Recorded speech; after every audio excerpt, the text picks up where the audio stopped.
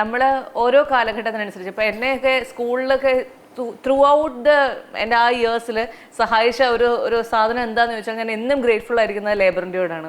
പക്ഷെ കാലം ഒരുപാട് മാറി, കുട്ടികൾ ഒത്തിരി മാറി. അപ്പം ലേബർ ഇന്ത്യയുടെയൊക്കെ ഒരു പ്രാധാന്യം കുറഞ്ഞു വരുന്നുണ്ടോ? അപ്പം അതിൽ നിന്ന് അപ്പുറത്തേക്ക് നമുക്ക് എന്ത് ചെയ്യാൻ പറ്റും എന്നുള്ള ആലോചനകൾ സാറിനോട് പോകാറുണ്ട്? തീർച്ചയായിട്ടും ഉണ്ട്.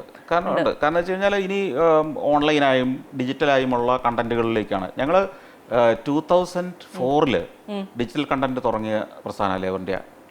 അങ്കിൾ പ്രൊഫസർ എന്നൊക്കെ പറഞ്ഞ അന്നത്തെ കുട്ടികൾക്ക് ഞങ്ങൾ എത്തിച്ചു കൊടുത്തിരുന്നത് അന്ന് CD-കളിലായിരുന്നു ഇതേ കണ്ടന്റ്. അന്ന് ഇന്റർനെറ്റ് സ്പീഡൊന്നും ആയിട്ടില്ല. പക്ഷെ അത് അന്നതൊരു വലിയ വിപ്ലവമായിരുന്നു. പക്ഷെ അത് അന്നത്തെ സാഹചര്യത്തിൽ അത് വിജയമായിരുന്നു. കാരണം 10-15 വർഷം മുമ്പായിരുന്നത്. മീൻസ് കാലങ്ങൾക്ക് മുമ്പേ ഇറങ്ങിയ പല സാധനങ്ങൾക്കും പ്രതിസന്ധി നേരിടും. പക്ഷേ ഈ ഡിജിറ്റൽ പ്ലാറ്റ്ഫോമുകൾ എന്ന് പറയുന്നത് ഇന്ന് ഉള്ളത് പലതും നമുക്കറിയാം. ബൈജൂസ് തുടങ്ങി, അതിൻ്റെ സ്ഥിതി എന്തായിപ്പോയി നമുക്കറിയാം. അത് മിസ്മാനേജ്മെൻറ്റ് പല പ്രശ്നങ്ങളും, മറ്റു പല പ്രസ്ഥാനങ്ങളും കൂടെ തുടങ്ങി കോവിഡ് കാലത്ത് ഓൺലൈന്, അതിൻ്റെയും സ്ഥിതി പലതും ഇന്ന് ശോഭനമല്ല. എന്നാൽ ഇതിൻ്റെ എൻട്രൻസ് കോച്ചിങ് നടത്തുന്ന പല സ്ഥാപനങ്ങളും, സൈലം അല്ലെങ്കിൽ മറ്റ് ബ്രില്യൻ്റ്, ഇവരൊക്കെ പോലുള്ളവർ ഈ ഓൺലൈൻ അവരാണ് ഇപ്പോൾ സജീവമായിട്ട് നടത്തുന്നത്.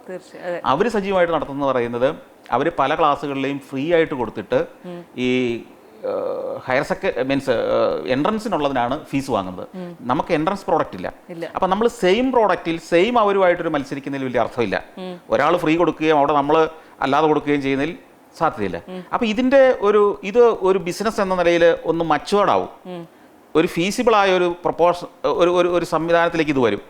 അതുവരെ ഞങ്ങളിങ്ങനെ നിരീക്ഷിക്കുകയാണ്. മനസ്സിലായില്ലേ? ഞങ്ങളുടെ എല്ലാം ഒരുക്കി എല്ലാം റെഡിയാക്കി വെച്ചിരിക്കുക. ഇപ്പോഴും അത്യാവശ്യം ഭംഗിയായി വളരെ എഫക്റ്റീവായി 1200 ഏജന്റുമാരുമായിട്ട് ലേബർ ഇന്ത്യ ഇപ്പോഴും ഭംഗിയായിട്ട് പോകുന്നുണ്ട്. അപ്പോൾ ആ ബിസിനസ് തളരുന്നുണ്ടോ, അതിലെവിടെയാണ് പ്രതിസന്ധി വരുന്നതെന്ന് നിരീക്ഷിച്ചുകൊണ്ടിരിക്കുകയും ഏത് സമയത്ത് അടുത്തതിലേക്ക് സ്വിച്ച് ചെയ്യണമെന്നുള്ളതിൻ്റെ തയ്യാറെടുപ്പിലും വളരെ കൃത്യമായിട്ട് നമ്മൾ പ്ലാൻ ചെയ്ത് പോവുകയാണ്. അതിൻ്റെ കൃത്യസമയമാകുമ്പോൾ നമ്മൾ കൃത്യമായിട്ട് അതിലേക്ക് ഷിഫ്റ്റ് ചെയ്യും പൂർണ്ണമായിട്ടും.